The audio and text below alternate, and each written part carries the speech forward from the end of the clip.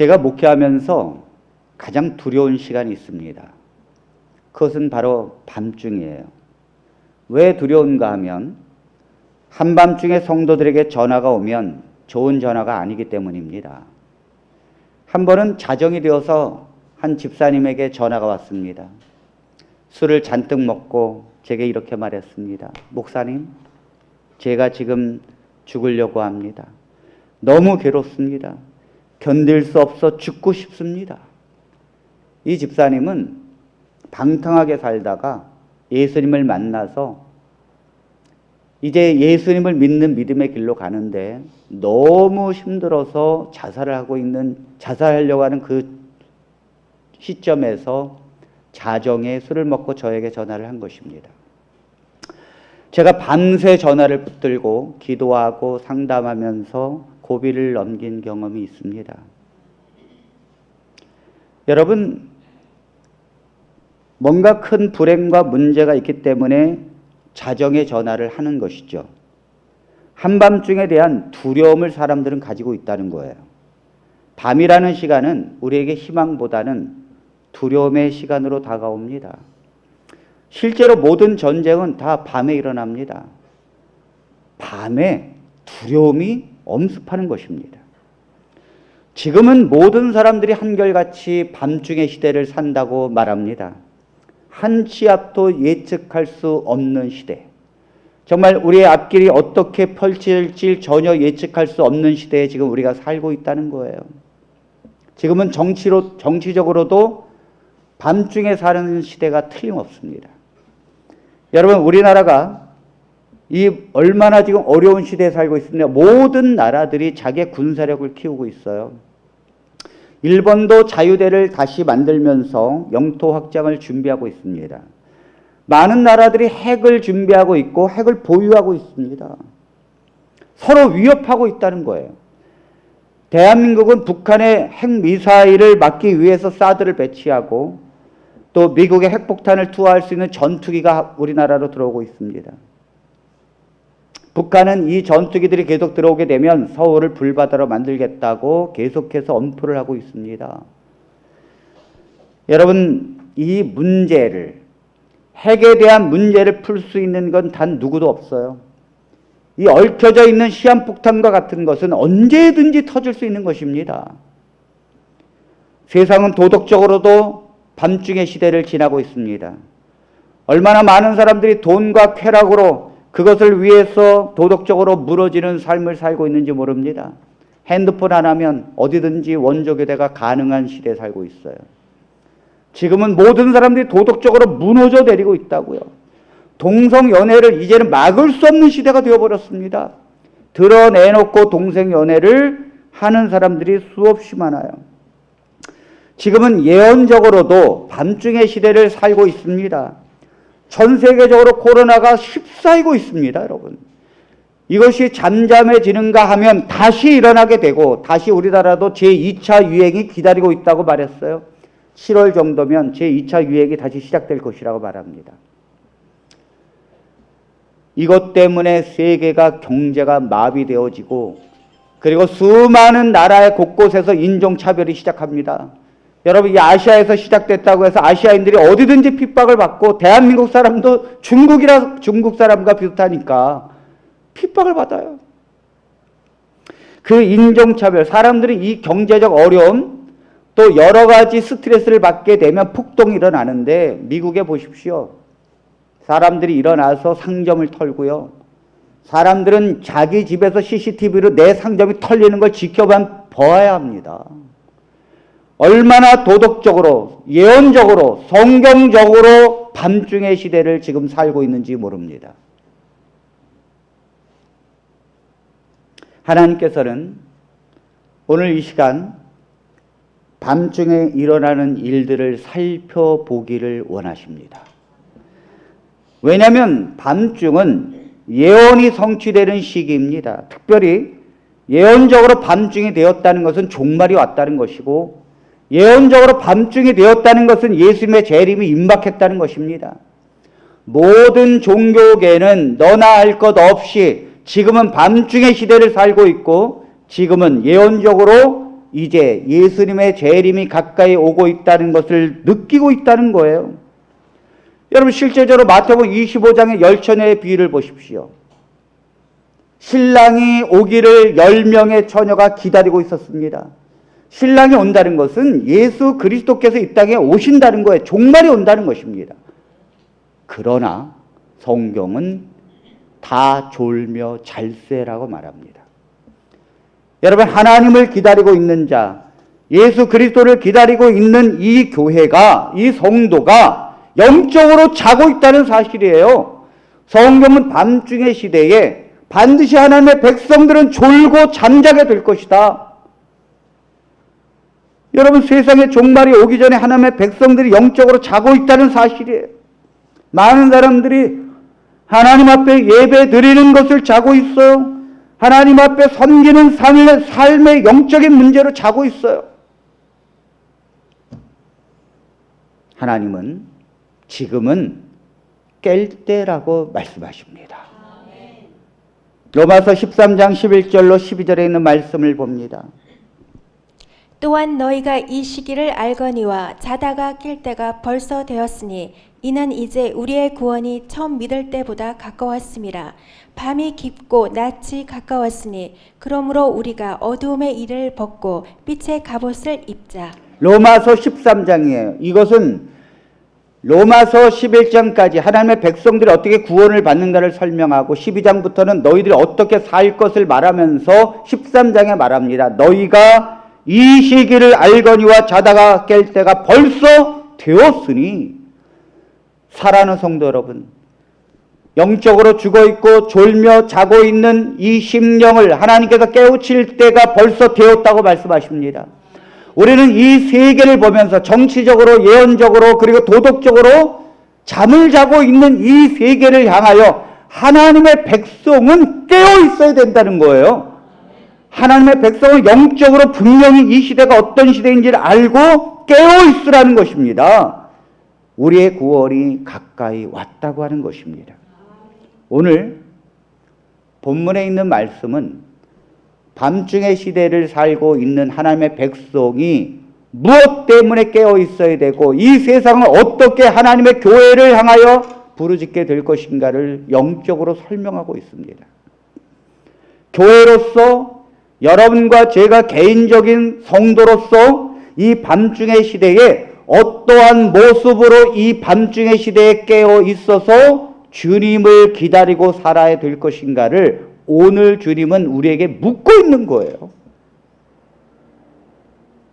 자, 먼저 밤중에 어떤 일이 벌어지는가 하면 누가복음 11장 5절에 있는 말씀이 벌어집니다. 또 이르시되 너희 중에 누가 벗이 있는데 밤중에 그에게 가서 말하기를 벗이여 떡 세 덩이를 내게 구워달라. 지금 밤중에 벗이 있다는 것입니다. 그런데 한 사람이 자기 친구에게 갔습니다. 그리고는 친구여 떡 세 덩이를 달라고. 여러분 한밤중에 다 자고 있는데 한 사람이 친구를 찾아간다는 거예요. 그리고는 뭘 구한다고요? 떡 세 덩이를 구한다는 것입니다.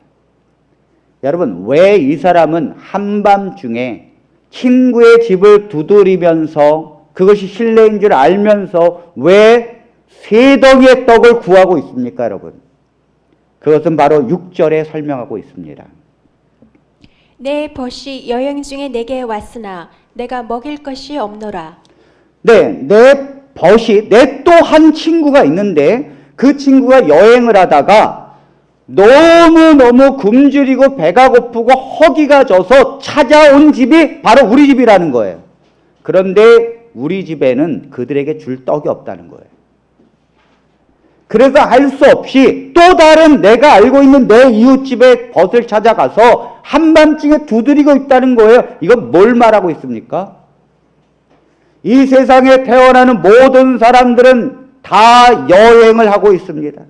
태어나서 인생을 살아가는 모든 것들은 성경에서 여행을 하고 있는 나그네로 설명하고 있는 것입니다. 수많은 사람들은 이 나그네 인생을 살게 되고 여행 중에 있다는 거예요. 그러나 반드시 한밤중에 이르러게 되었을 때 사람들은 굶주리고 지친 적이 있다는 거죠. 반드시 사람들은 굶주리고 지치고 정말 먹을 것이 없어서 쓰러져서 반드시 한 친구를 찾아온다는 거예요. 세상의 사람들은 말세가 되고 밤중에 될 수 있도록, 밤중에 됐을 때 그들은 배고픔을 가지고 있다는 거예요. 자, 이 배고픔이 뭘까요? 정말 허기져서 밤중에 찾아올 정도로 이 배고픔이 도대체 뭡니까? 아모스 8장 11절에 있는 말씀을 보겠습니다. 주 여호와의 말씀이니라. 보라, 날이 이를지라 내가 기근을 땅에 보내리니 양식이 없어 주림이 아니며 물이 없어 가람이 아니요 여호와의 말씀을 듣지 못한 기갈이라. 세상의 밤중에 말세에 살고 있는 세상의 사람들이 반드시 굶주리게 될 것이라고 말합니다. 그것은 양식이 없어서가 아니라는 거예요. 여러분, 지금처럼 음식이 남아도는 시대가 어디 있습니까? 지금처럼 잘 사는 시대가 어디 있습니까? 그러나 그리 하나님께서 기근을 땅에 반드시 보낼 것이다. 그 기근, 굶주림이라는 거죠. 그건 양식이 없어서 줄이는 것이 아니고 물이 없어서 가람이 아니라는 거예요. 하나님의 말씀을 듣지 못했기 때문에 하나님의 말씀이 없어서 굶주리고 있다는 거예요. 목사님, 오늘날의 수많은 교회들이 인터넷으로 설교를 하고 말씀이 넘치고 있는데요. 네, 그러기 때문에 없는 거예요. 사람들이 집에서 인터넷으로 예배를 드립니다. 오늘도 아마 그런 분들이 있을 거예요. 인터넷으로 예배를 드릴 때 정말 하나님을 찬양하고 눈물을 흘리면서 예배를 드리나요? 그냥 이불 속에서 아니면 편하게 커피 마시면서 대충 듣지요. 그것이 어떻게 말씀을 듣는다고 말할 수 있겠습니까? 먹을 물은 언제 가장 귀한 건가 하면 홍수 때입니다. 물이 넘쳐날 때 먹을 물은 없는 거예요.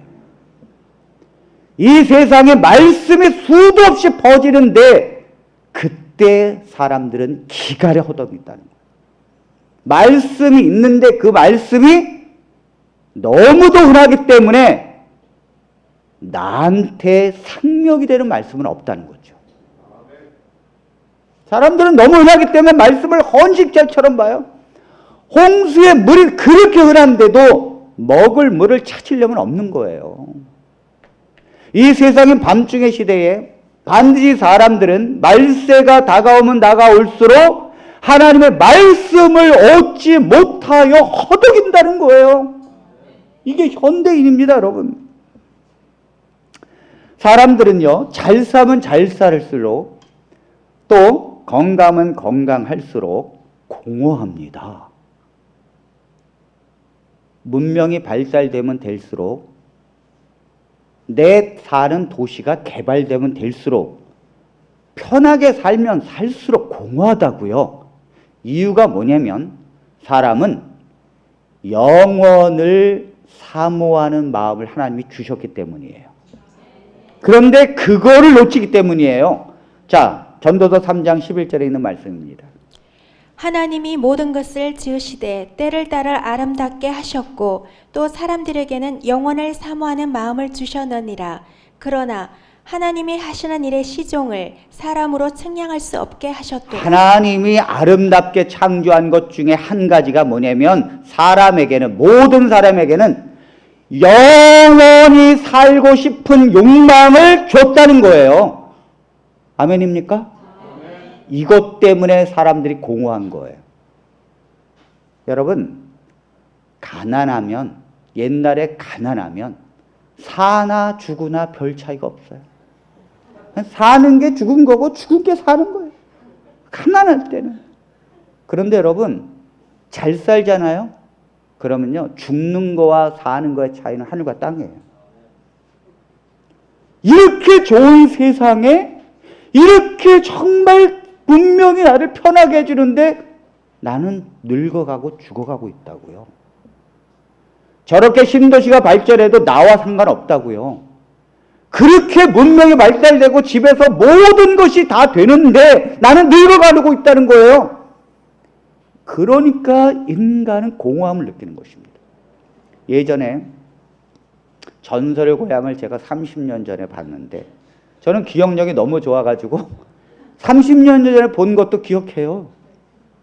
오죽하면 제가 제 여동생하고 4살 차이인데 여동생이 낳는 걸 제가 기억합니다.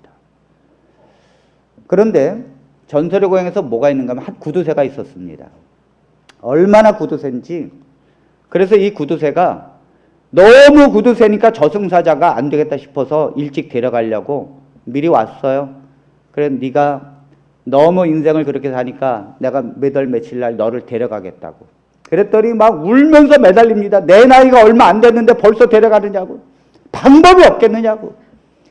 방법이 한 가지 딱 있다고. 너 대신 다른 사람이 대신 죽으면 된다고. 그래서 이 구두쇠가 그 방법을 깨닫고는 드디어 사람들을 시켜서 찾습니다. 내 대신 죽을 사람, 내가 돈을 얼마든지 줄 테니까 내 대신 죽을 사람을 찾는다고. 그 날짜에 내 방에 대신 있으면 된다고.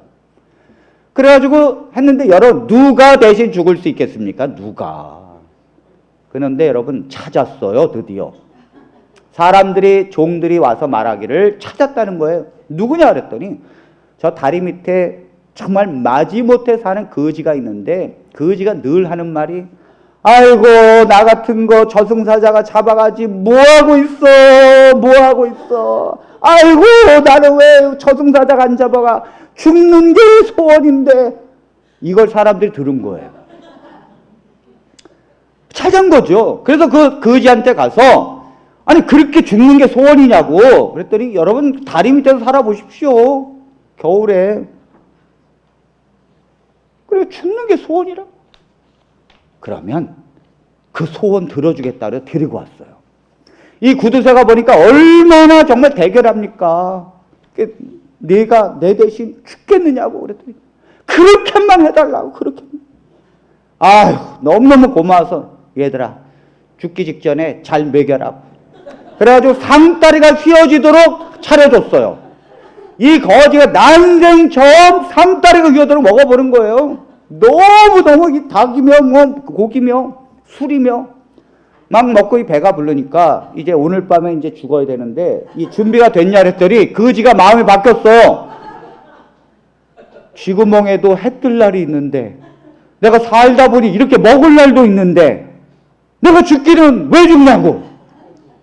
야, 그럼 사람이요, 가난할 땐요 죽는 게 나아요. 그런데 사람이 잘 살면 잘 살수록, 건강하면 건강할수록 죽는 것이 두려운 것입니다. 그러니까 사람들은 내 인생이 죽어가고 있기 때문에 공허한 거예요. 공허한 거라고요. 인간은 절대 재물로, 어떤 건강으로도 채워질 수 없는 인간의 한 부분이 있다고요. 영적인 부분. 그것이 채워지지 않으면, 영생의 소망이 없으면, 내가 구원의 영원한 생명을 받지 못하면 공허하고 굶주리는 거예요. 반드시 세상은 그런 어려움이 있을 때 찾아온다는 거죠. 자, 여러분, 도대체 이 세상 사람들이 얻으려고 하는 그 떡은 무엇입니까? 요한복음 6장 35절입니다. 예수께서 이르시되 나는 생명의 떡이니 내게 오는 자는 결코 줄이지 아니할 터이요 나를 믿는 자는 영원히 목마르지 아니하리라. 예수님이 말씀하십니다. 나는 생명의 떡이라고. 내게 오는 자는 결코 줄이지 아니할 터이요 나를 믿는 자는 영원히 목마르지 아니하리라. 아멘. 예수 그리스도가 생명을 주는 떡이라는 거예요. 떡은 말씀이고 말씀이 곧 예수 그리스도입니다. 복음이에요. 복음. 예수 그리스도에 관한 복음, 그분을 믿고 영생을 받는 자가 구원을 받는 것입니다. 요한복음 6장 48절입니다. 내가 곧 생명의 떡이니라. 생명. 사람들이 그렇게 얻으려고 하는 그 생명, 그것이 바로 떡인데, 그것은 예수 그리스도가 그 떡이라는 거예요. 사람들이 예수 그리스도를 왜 찾습니까? 영원한 생명을 그분이 가지고 있기 때문입니다. 그분은 믿음으로 영원한 영생을 얻기 때문이에요. 그렇기 때문에 세상의 사람들은 밤중의 시대를 지날 때 반드시 찾아온다는 거예요. 세상에 나그네 인생을 사는 사람들이 지금은 저렇게 안 찾아올 것 같아도 그들이 이 밤중의 시대를 만나고 어려움이 있게 되고 그럴 때에 그들은 이 공허함을 만날 때 반드시 영생에 관한 것을 찾기 위해서 몸부림을 치고 찾아오는데 누구를 찾아옵니까? 한 친구를 찾아온다는 거죠. 친구가 누굽니까? 여러분입니다. 그들이 알고 있는 한 친구, 예수를 알고 있는 영생을 소유한 교회, 그것을 찾아온다는 거예요. 왜요? 주님은 죽은 나사로가 죽은 지 나흘이나 되어서 장사 치른 그 무덤을 향하여 주님은 이렇게 말씀을 하셨기 때문입니다. 요한복음 11장. 나는 부활이요 생명이니 나를 믿는 자는 죽어도 살겠고 무릇 살아서 나를 믿는 자는 영원히 죽지 아니하리라. 네, 예수님은 죽은 자를 향하여 이 땅의 사람들이 보는 앞에서 말씀하셨습니다. 나는 부활이요. 나는 부활시킬 수 있다는 거예요. 나는 생명을 주는 자라는 것입니다. 왜입니까? 예수 그리스도는 하나님이시기 때문입니다. 하나님이 세상을 창조하셨고 우리를 창조하셨고 생명을 불어넣어 준 거예요. 그러니까 예수님이 부활이요 생명이니 나를 믿는 자는 죽어도 살겠고 죽는다 할지라도 반드시 부활한다는 거예요. 그리고 살아서 나를 믿는 자는 영원히 죽지 아니하리라. 예수님은 생명을 보여주셨고 그분은 영원한 생명을 우리에게 주셨다는 거예요. 그러므로 예수를 믿는 교회와 성도를 향하여 사람들은 찾아오게 될 것이라고 말합니다. 하나님의 백성, 교회를 향하여 문을 두드린다는 거예요. 여러분, 세상의 사람들이 영생에 관심이 없다고요? 아닙니다. 여러분, 삭개오를 보십시오. 삭개오는 부자였습니다. 세리장이었습니다. 권세와 부를 가지고 있었어요. 그러나 그가 왜 뽕나무 위에 올라갑니까? 왜? 공허함. 영생을 얻지 못한 공허함 때문에 그리스도를 만나고 그분을 향하여 영생에 관한 선물 때문이에요. 자기의 체면을 무릅쓰고 뽕나무에 올라가는 거예요. 여러분, 세상의 사람들이 그리스도를 찾지 않습니까? 아니에요. 반드시 그들은 찾아옵니다.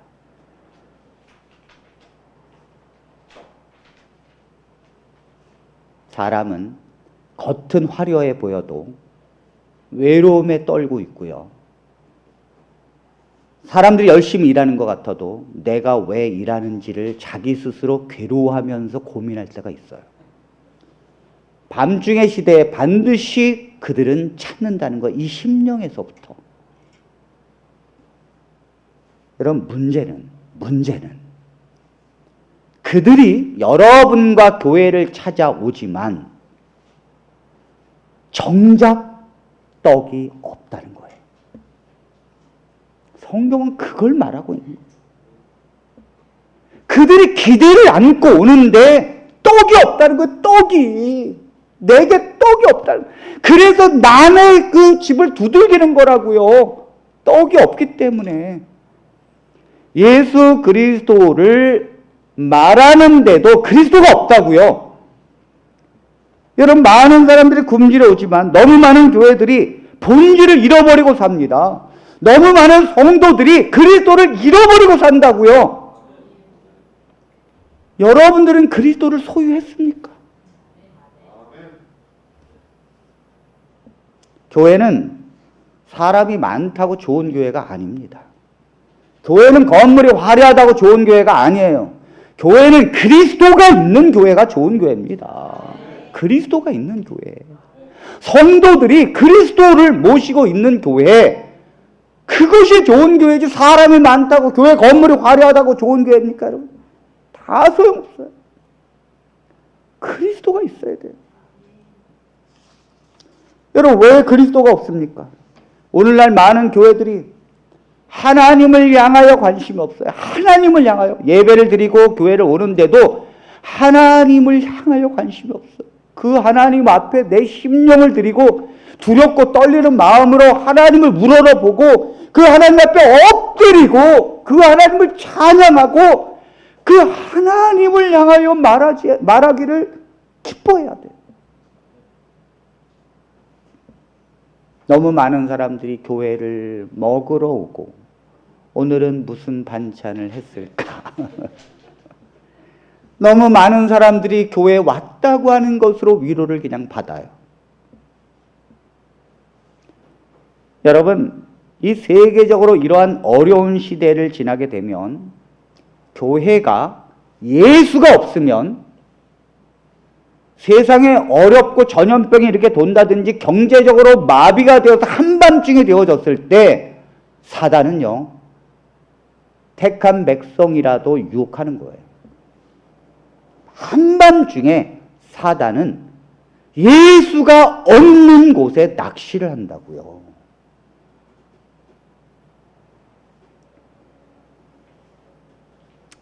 이단은 항상 언제 나타나는가 하면 한밤중의 시대에 낚시를 합니다.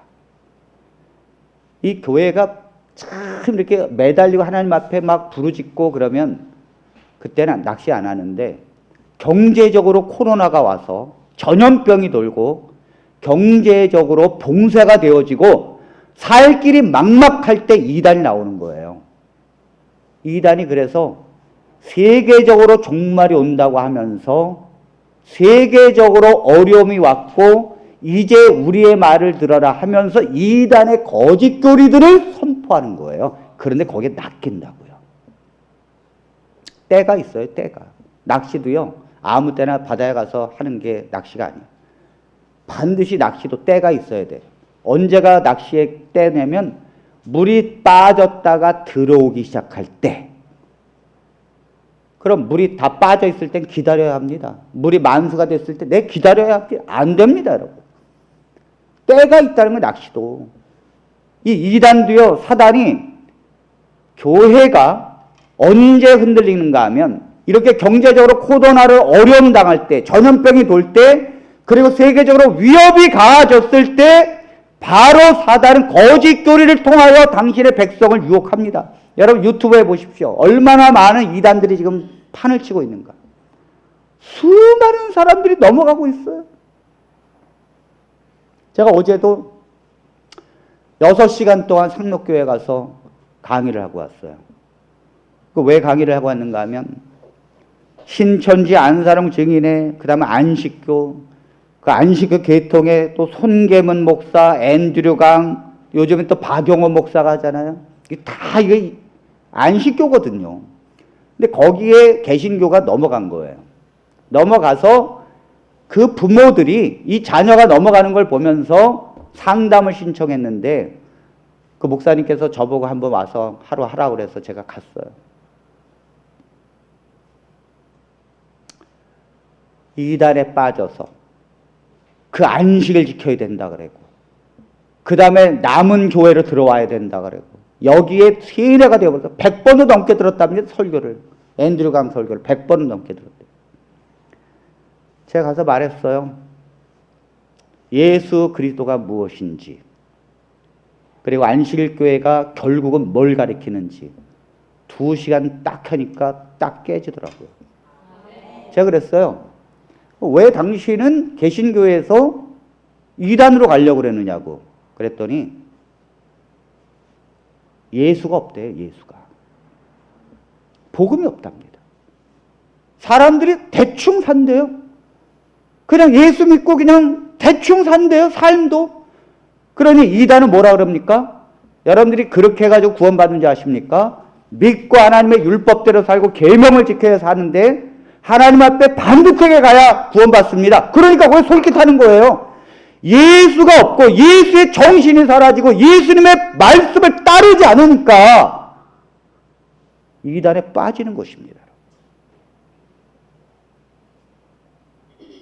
그렇다면 오늘 우리는 예수님을 소유했습니까, 여러분? 우리 교회는 그분의 형상이 내 안에 있습니까? 내가 그분을 소개하면서 내 안에 예수님이 계신다고 당당히 말할 수 있습니까? 그리고 그 예수를 나는 보여줄 수 있냐고요?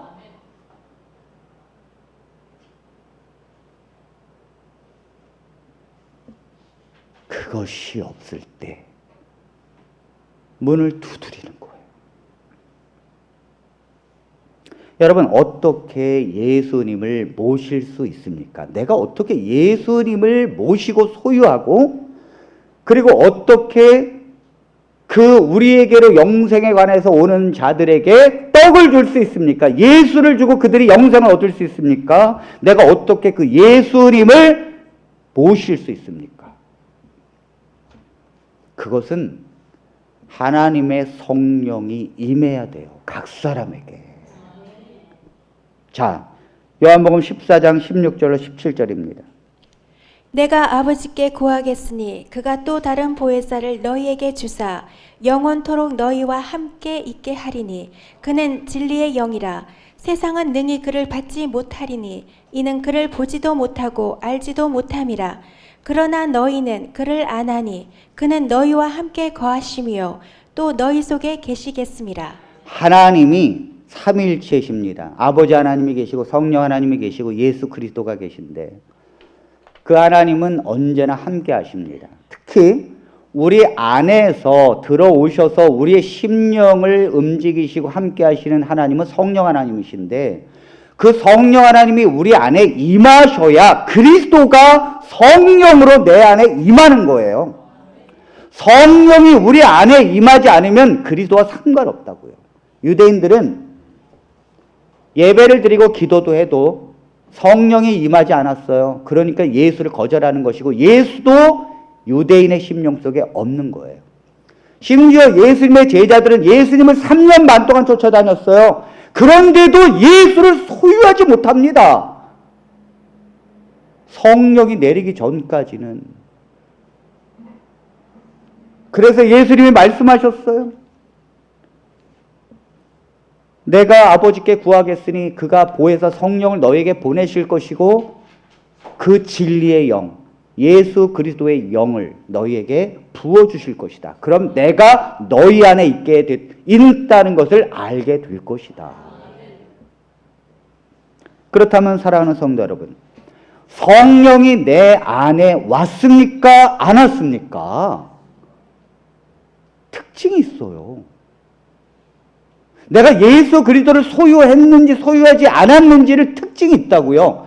반드시 하나님의 성령이 내 안에 임하면 예수 그리스도의 평강이 임합니다. 평강. 자, 요한복음 14장 26절로 27절입니다.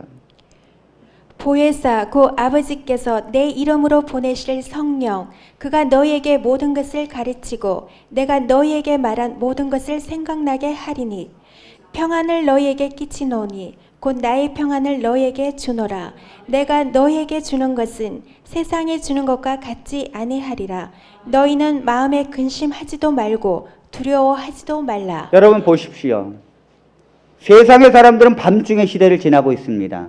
다시 말해서 이 밤중의 시대, 종말이 올지도 모른다는 거예요. 내가 코로나에 걸려서 언제 죽을지 모른다는 거예요.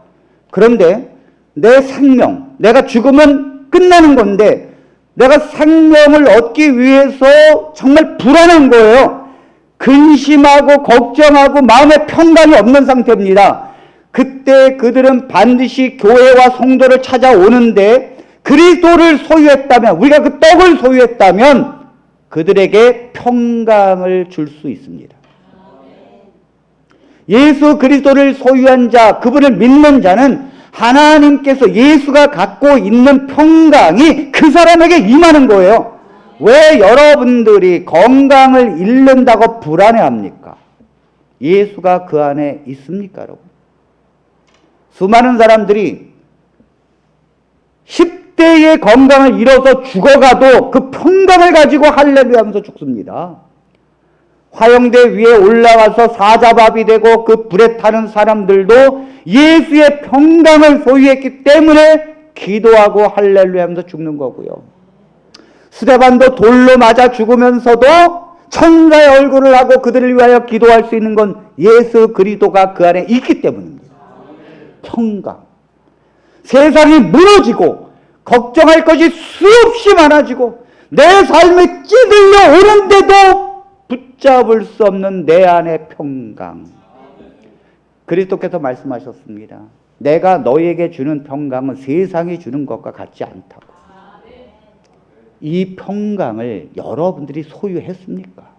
여러분들의 심령 속에는 그 평강이 있습니까? 예수를 믿으면 내 심령의 평강이 오게 되는 순간 세상이 무너져도 나는 고요한 하나님의 은혜 속에 살게 됩니다. 이거는 세상에서 얻을 수 없는 거예요. 그러니까 그걸 소유한 백성에게 찾아오는 것입니다. 그러나 안타까운 것은 하나님을 믿는 백성이 근심하고 걱정하고 고민해. 맨날 목사님한테 죽겠다고 그래. 제가 아니 도대체 우리는 예수를 소유하고 그 평강을 얻어. 우리 성도님들이 목사님한테 그래야 합니다. 제가 이제 걱정이 돼가지고 얼마나 걱정이 많으십니까? 목사님 평강이 넘칩니다. 할렐루야.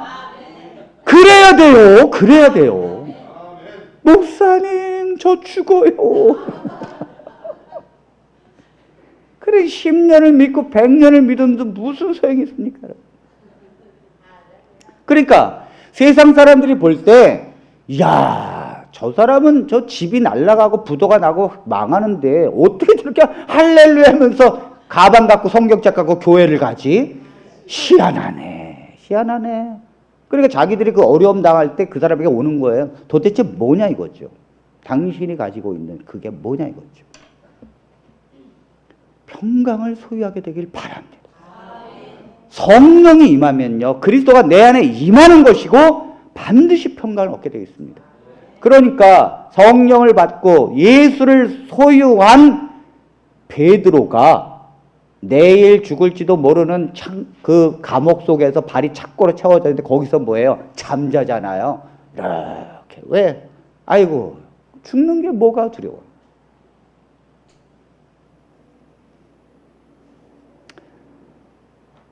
두 번째는 예수를 소유했다면 반드시 예수의 능력이 나타납니다. 사도행전 3장 6절에 보니까 자 예수를 소유하고 성령을 받고 예수를 소유한 이 베드로와 요한이 성전을 들어가고 있었습니다. 그랬더니 그 미문에 안전뱅이가 구걸을 하고 있었어요. 그랬더니 베드로와 요한이 지나가니까 예수를 소유한 그에게 구걸을 하니까 베드로가 뭐라 그랬어요? 금과 은은 내게 없거니와 내게 있는 것으로 내게 주노니 일어나 걸으라. 왜 교회는 이것이 없습니까, 여러분? 여러분 성경에 예수를 소유한 사람은요 예수의 능력으로 산다고요. 예수의 이름으로 명하는 거예요. 예수가 내 안에 계시니까. 교회는 이런 능력을 갖고 있습니까? 교회는 수없이 많은 사람들이 하나님을 향하여 다가올 때 그들을 치유할 수 있습니까? 여러분 이건 우리의 도전이에요. 이건 우리의 도전이라고요.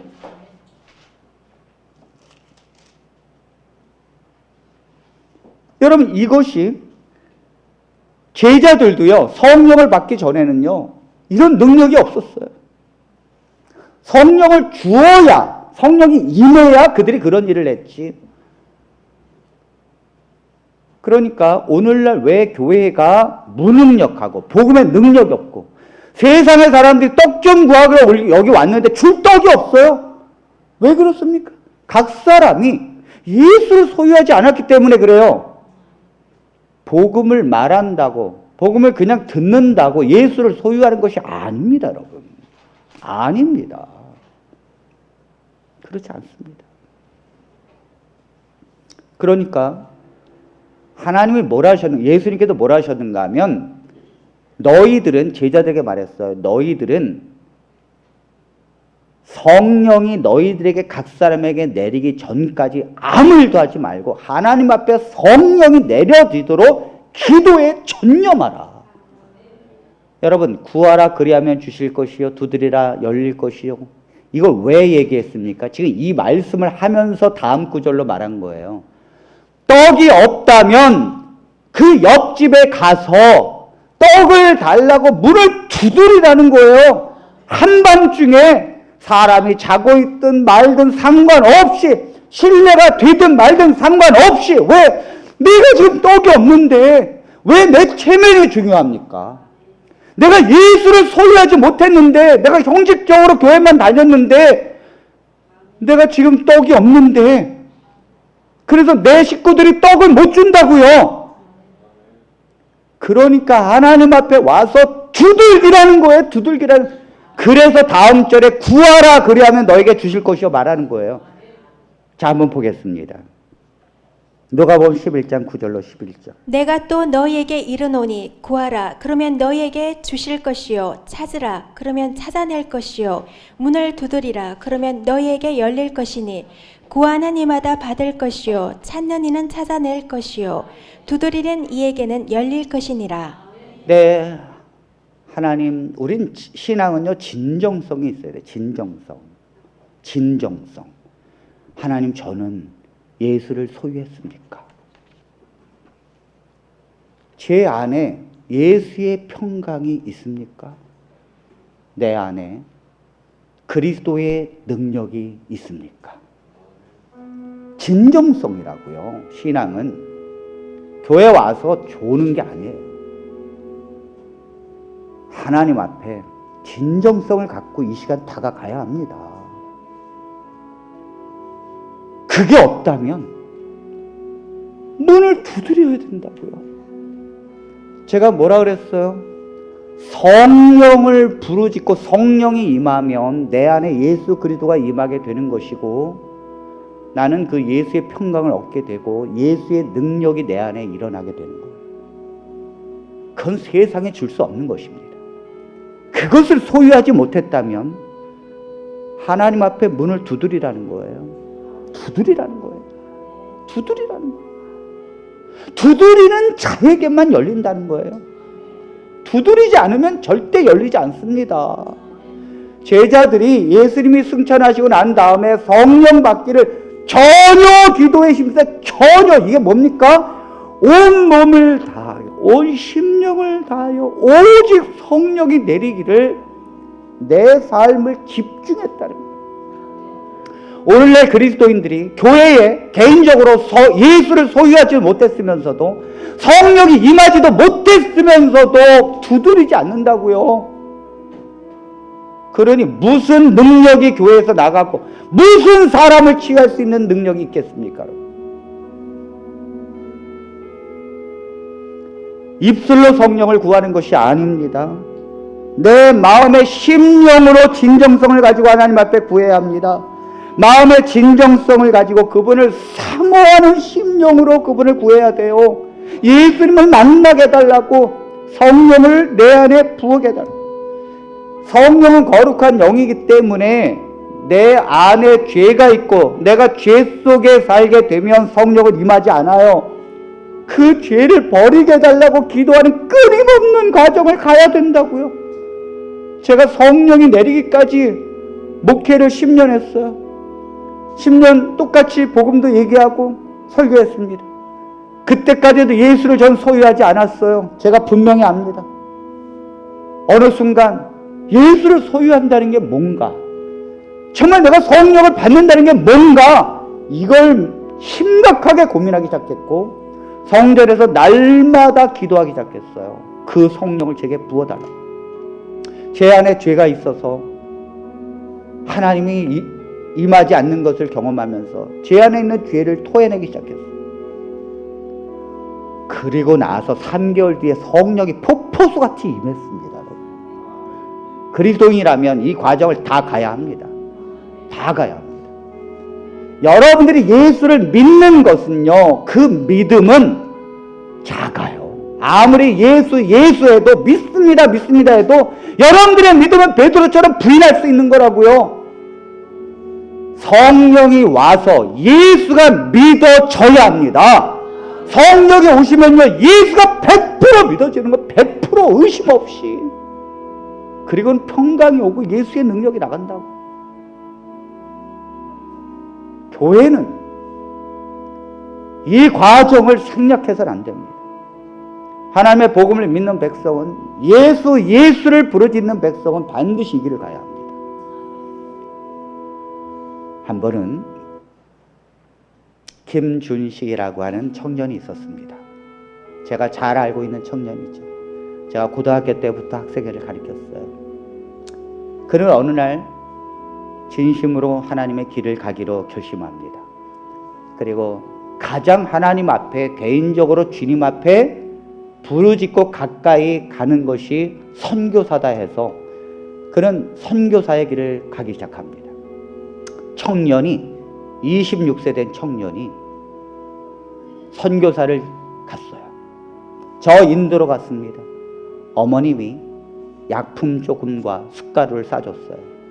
인도에 가서 보니까 말이 통합니까? 뭐 어떻게 합니까? 그냥 선교사라고 왔는데 할 수 있는 건 아무것도 없어요. 그들 보니까 이 병원이 못 가가지고 부스럼과 상처가 너무 많은 거예요. 그래서 엄마가 싸준 약과 숟가루를 그들에게 이렇게 발라주니까 낫습니까? 안 낫습니까? 나아요. 한 번도 약국에 가보지 못하고 그저 병이 있으면 그냥 그걸 진보를 흘러내리는 것대로 살고 있어요. 그들을 향하여 약을 발라주고 숟가루를 발라주고 하니까 나으니까 이 선교사를 그 사람들이 아이고 하나님의 종이 왔다고, 이 낫는 것 보라고 하면서 얼마나 기뻐하는지 사람들이 몰려들기 시작했어요. 아, 한국에서 온 하나님의 종이 왔다고. 사실은 무슨 능력입니까? 네, 약과 숟가루의 능력입니다. 근데 사람들은요, 그거를 그 선교사가 하나님의 이름으로 기도해 주었기 때문에 낫는다고 믿었어요.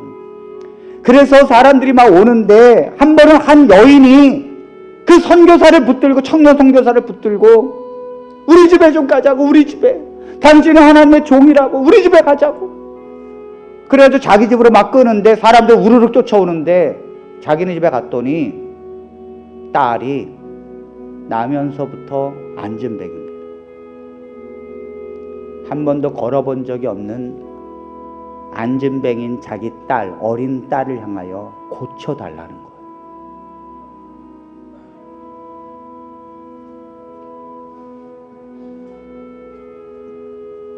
여러분, 우리 각자는 그 선교사처럼 그 앞에 서 봐야 합니다. 안진뱅이 앞에 서 봐야 된다고요. 내 안에 예수가 있는지 없는지. 이 선교사가 그 안진뱅이 앞에 서는 순간 다리가 새처럼 가늘고 꼬부라진 그 안진뱅이 앞에 서는 순간요, 두렵고 떨리기 시작했어요.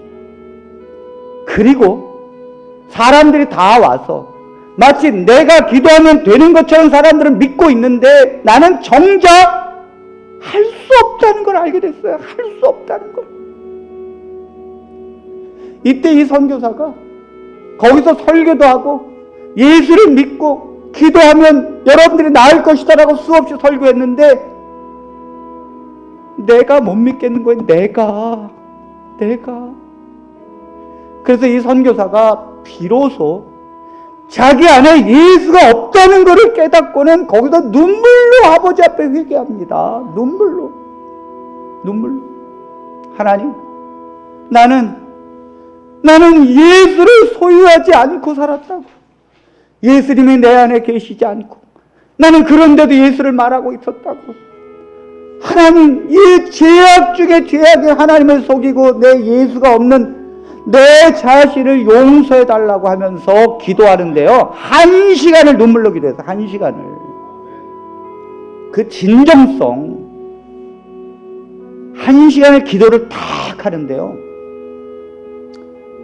진정성을 가지고 하나님 앞에 자기의 부족함을 아뢰면서 하나님 앞에 사람들은 아니 무슨 기도를 저렇게 오래 하는가, 워낙 눈물로 하나님 앞에 기도하니까. 여러분, 사람들이 옆에 있어도 그게 뭔 소용이겠습니까? 내 안에 예수가 없어서 하나님 앞에 기도할 땐요 울부짖으면서 기도하는 거예요. 박수 치는 게 옆 사람의 의식이 됩니까? 아직도 여러분들은 하나님을 향한 푯대가 정해지지 않았어요. 기도를 해도 여러분들 기도가 안 나와요. 그냥 속으로 우물우물 주여! 주여! 내가 지금 죽겠는데, 내가 하나님이 없어서 죽겠는데, 옆 사람이 주여 소리로 기절해도 무슨 소용이 있습니까? 내가 없는데. 주여도 아무나 하는 게 아니에요. 하나님 앞에 살려달라고 외치는 자가 하는 거지. 그러니까 이 선교사가 주여 주여 하면서 성령을 달라고, 성령을, 예수를 달라고 그 회개 기도를 하는데요, 성령이 확 임하는데, 성령이 임하는데 예수가 내 안에 계시다는 사실이 확증이 딱 되더래요.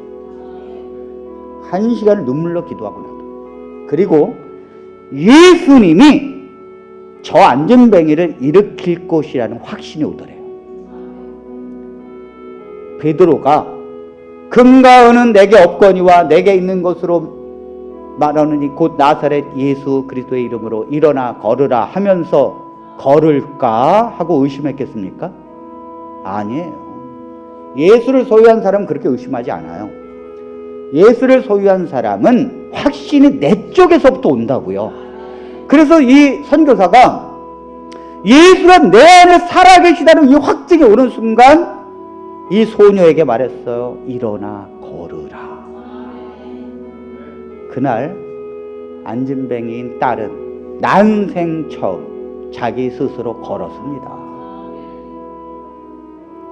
아멘 소리가 그것밖에 안 나옵니까? 아멘입니까?